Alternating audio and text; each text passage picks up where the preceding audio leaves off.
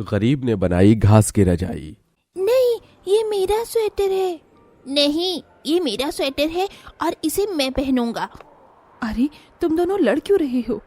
देखो ना माँ, ये मेरा स्वेटर नहीं छोड़ रहा है। ये स्वेटर मेरा है ना, तो इसे मैं ही पहनूंगी। हाँ पवन बेटा, ये स्वेटर तारा का है, तुम्हारा नहीं। तो मेरा स्वेटर कहाँ है? ठंड कब की शुरू हो चुकी है और मेरे पास एक भी स्वेटर नहीं है। जब मैं स्कूल जाता हूँ तो मेरे सारे दोस्त मुझे चिढ़ाते हैं। पवन बेटा, तुम्हारे पापा ने कहा था ना कि वो इस महीने तुम्हारे लिए एक नहीं बल्कि दो स्वेटर लेकर आएंगे, तो अब जिद क्यों कर रहे हो? दादी, आपने मुझे पिछले साल भी यही कहा था, लेकिन आप मेरे लिए स्वेटर नहीं लेकर आए। इस साल भी आप लोग मेरे लिए स्वेटर नहीं लेकर आओगे। सब लोग मेरा मजाक उड़ाते हैं, मुझे गरीब गरीब कहकर चिढ़ाते हैं। इतना कहकर पवन वहां से रोते हुए चला जाता है। सौम्या बहू, पवन की बातों का बुरा मत मानियो, अभी छोटा है, उसको चीजों की समझ नहीं है। लेकिन पवन ने गलत ही क्या कहा है? पिछले साल भी हम लोग उसके लिए गर्म कपड़े नहीं ला सके और न ही इस साल। ठंड भी कितनी ज्यादा बढ़ चुकी है।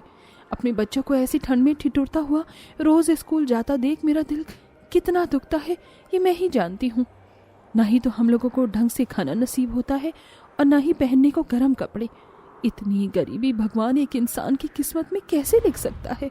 सौम्या का परिवार एक छोटी सी टूटी फूटी झोपड़ी में रहता था। सौम्या अपनी झोपड़ी से थोड़ी दूर पर बनी एक शानदार हवेली में गार्डन को साफ करने का और घासों को काटने का काम करती थी। वहीं सौम्या का पति केदार मौसमी का जूस बेचता था। माला के घर में प्लास्टिक वाले टायर से तार खींचने का काम करती थी। इस काम में माला को काफी मेहनत करनी पड़ती थी, लेकिन वही पैसे माला को 4 आने के बराबर मिलते थे। ये क्या, आप अभी तक लेटे हुए हैं? आपको जाना नहीं है क्या? जाकर भी क्या ही फायदा होना है। ठंड की वजह से अब कोई भी मौसमी का जूस नहीं पीता। कम से कम शुरू की ठंड में थोड़ी बहुत तो बिक्री हो रही थी, लेकिन अब तो बिक्री भी बंद हो गई है। इतने पैसे भी नहीं है कि मैं कोई दूसरा काम शुरू कर सकूं। अब क्या होगा? आपका भी काम नहीं चल रहा है। मुझे भी मुश्किल से हफ्ते के 100 रुपए मिलते हैं और मेरा भी कुछ यही हाल है। आसपास कोई हवेली भी नहीं है जहां जाकर नौकरानी का काम करना शुरू कर सकूं। अब क्या करें? दिन बर दिन ठंड बढ़ रही है। ना ही तो हमारे पास गर्म कपड़े हैं और ना ही ढंग की रजाई। इस टूटी हुई छत से भी ठंडी ठंडी हवाएं घर के अंदर आती हैं। सौम्या, तुम हिम्मत मत हारो, मैं कुछ ना कुछ तो करूंगा। सौम्या घर के कोने में रखी दरांती को उठाती है और ठंड से कपकपाती हुई अपनी मालकिन की हवेली के गार्डन में घास काटने लगती है। चारों तरफ मानो बर्फ की चादर ने सबको ढक दिया हो। सौम्या का शरीर ठंड के मारे कांप रहा था, लेकिन 2 पैसे मिलने की आस में सौम्या सब चीजों को भुलाकर घास काटने लगती है। अच्छा, अच्छा, बाप रे बाप, मेरा शरीर तो बर्फ की तरह जम गया है। न जाने मेरे बच्चों को कितनी ठंड लगती होगी। आज जो पैसे मिलेंगे उनसे उनके लिए कुछ गर्म खाने के लिए ले चलूंगी। कब से मेरे बच्चे लाल चाय पीकर ही अपना गुजारा चला रहे हैं। सौम्या इतना बोल ही रही होती है कि तभी वहां सौम्या की गर्भवती मालकिन सृष्टि बड़े बड़े और मोटे कोट को पहन कर आती है। सौम्या, ये क्या, इतनी सर्दी का मौसम है और तुमने एक शॉल भी नहीं ओढ़ी है? तुम तो बहुत बुरी तरह से कपकपा रही हो। ऐसे में तो तुम्हारी तबीयत खराब हो जाएगी।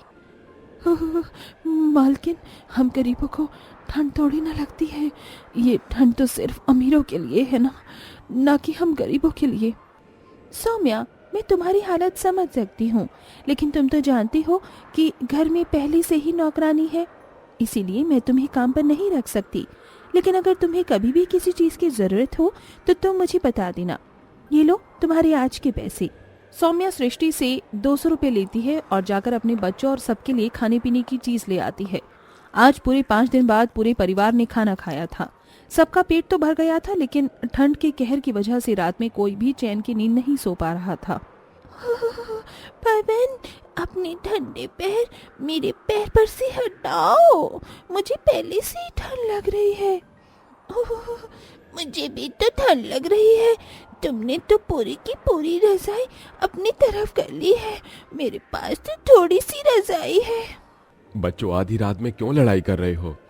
पापा, देखो ना, एक तो इस फटी हुई रजाई से सारी ठंडी ठंडी हवाएं अंदर आ रही है, ऊपर से ये पवन मेरे पैरों पर अपने ठंडे पैर लगा रहा है। मुझे भी तो ठंड लग रही है। मेरे पास तो ठीक से रजाई भी नहीं है। अपने पोता पोती को ठंड से ठिठुरता देख माला उठती है और अपनी संदूक से अपनी दूसरी और इकलौती साड़ी को बाहर निकालकर उसे 2 टुकड़ों में काट देती है और कटी हुई आधी आधी साड़ी को फोल्ड करके अपने दोनों पोता पोती को उड़ा देती और ऊपर से उनके ऊपर रजाई डाल देती है। बच्चों, तुम्हें इससे ज्यादा ठंड नहीं लगेगी। अब तुम दोनों आराम से सो सकते हो। माँ जी, आपने ये क्या किया? आपके पास इकलौती साड़ी थी, वो भी आपने। कम से कम बच्चों को ठंड तो नहीं लगेगी। देख तो जरा, दोनों कैसे कांप रहे हैं। इनके लिए मैं एक साड़ी क्या 100 साड़ियां भी कुर्बान कर दूं। माला की ये बात सुनकर और सभी को ठंड से कपकपाता देख सौम्या सारी रात सो नहीं पाती। बढ़ते दिनों के साथ साथ ठंड बढ़ने शुरू हो जाती है। जहां पहले सिर्फ सर्द हवाएं चल रही थी, अब धीरे धीरे बर्फ गिरना भी शुरू हो गई थी। केदार, बच्चों को क्या हो गया है? ये कुछ बोल क्यों नहीं रहे हैं? होश में आओ बच्चों, होश में आओ। पता नहीं माँ, मैं जब घर लौट रहा था तभी रास्ते में मुझे मेरे दोनों बच्चे ठंड में बेहोश पड़े मिले। इनका शरीर तो बर्फ की तरह जम गया है। बेटा जल्दी से रजाई लेकर आ। ये लो माँ। बच्चों का शरीर तो अभी भी कांप रहा है। इस फटी हुई रजाई को ओढ़ने का कोई फायदा नहीं है। अब मैं क्या करूं भगवान, मैं क्या करूं? माला इतना बोल ही रही होती है कि तभी वहां सौम्या आ जाती है। अपने बच्चों की ऐसी हालत देख सौम्या अपने होश नहीं संभाल पाती। सौम्या बहू, संभाल अपने आप को। कैसे संभालूं अपने आप को? अगर मेरे बच्चों को कुछ हो गया तो मैं जी कर क्या करूंगी? बच्चों को अभी गर्माहट की जरूरत है, नहीं तो रजाई और न ही कंबल है। अपने बच्चों की यह हालत देख सौम्या को कुछ भी समझ नहीं आ रहा होता है कि तभी फटी हुई रजाई को देखकर सौम्या के मन में एक ख्याल आता है और वो जल्दी से अपनी मालकिन के गार्डन में जाती है। सौम्या ने सुबह ही बहुत सी घास काटी थी, इसीलिए अभी भी कटी हुई घास वहीं रखी थी। सौम्या जल्दी से उन कटी हुई घास को घर लेकर आती है। तुम ये कटी घास को क्यों लेकर आई हो? आप बस देखते जाइए मैं क्या करती हूँ। सौम्या जल्दी से उस फटी हुई रजाई को लेती है और फटी हुई जगह पर छोटे छोटे कपड़े के टुकड़े लगाकर उन्हें अपने हाथों से सिलती है और उनके उस घास को अंदर भर देती है, जिसके बाद वो रजाई पूरी तरह से ठीक हो जाती है और दोनों बच्चों को उसे उड़ाने के बाद थोड़ी देर में गर्माहट की वजह से दोनों बच्चों को होश आ जाता है। माता रानी, तेरा लाख लाख शुक्र है कि मेरे दोनों बच्चों को होश आ गया। माँ जी, घास की रजाई के अंदर भरने से रजाई मोटी और गर्म हो गई है। न जाने ये तरीका मेरे दिमाग में पहले क्यों नहीं आया। अब मेरे दोनों बच्चों को बिल्कुल भी ठंड नहीं लगेगी और न ही हम में से किसी को।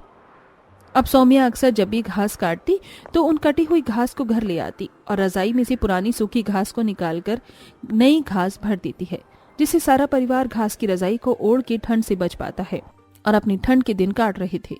सृष्टि सौम्या को हमेशा देखती थी कि सौम्या कटी हुई घास को ले जाती है। सौम्या, रोज रोज इन कटी घास को घर क्यों ले जाती हो? मुझे तो कुछ गड़बड़ लग रही है। एक काम करती हूँ, आज सौम्या का पीछा करती हूँ। सृष्टि सौम्या का पीछा करती है और उनका पीछा करते करते सौम्या के घर पहुंच जाती है। सृष्टि सौम्या के घर को देखकर काफी हैरान होती है, क्योंकि जगह जगह से घर टूटने की वजह से ठंडी ठंडी हवा घर में जा रही थी। सौम्या के परिवार में किसी ने गर्म कपड़े नहीं पहने थे और सब उस घास की रजाई को ओढ़ कर बैठे हुए थे और ठंड के मारे कांप रहे थे। सृष्टि ये सब चुपके से दरवाजे के सहारे खड़ी होकर देख रही होती है। सौम्या इतनी परेशानी में है और उसने मुझे एक बार भी नहीं बताया। हम गलती से भी पैरों को जमीन पर रख देते हैं तो कांप उठते हैं और इसका पूरा परिवार तो इतनी परेशानी में रह रहा है। सच में गरीबों के लिए तो ये ठंड का मौसम किसी नरक से कम नहीं है। ये कहते ही सृष्टि वहां से चली जाती है। अगले दिन होते ही सारा परिवार उठता है और लाल चाय बनाकर पी रहा होता है कि तभी वहां हाथों में बहुत सारे बैग लिए हुए सृष्टि आती है। मालकिन, आप यहाँ? लेकिन आप यहाँ क्या कर रही हैं? मैंने तो कल ही आपके गार्डन में उगी हुई ज्यादा घास को काट दिया था। मैं यहाँ किसी और काम से आई हूँ। ये लो। ये क्या है मालकिन? इसके अंदर तुम्हारे पूरे परिवार के लिए गर्म कपड़े, रजाई, कंबल और खाने पीने का सामान है। अब तुम्हारे पूरे परिवार को इस घास की रजाई को और ओढ़कर सोने की कोई जरूरत नहीं है। ये आप क्या कह रही हैं? मैं सब जानती हूँ सौम्या।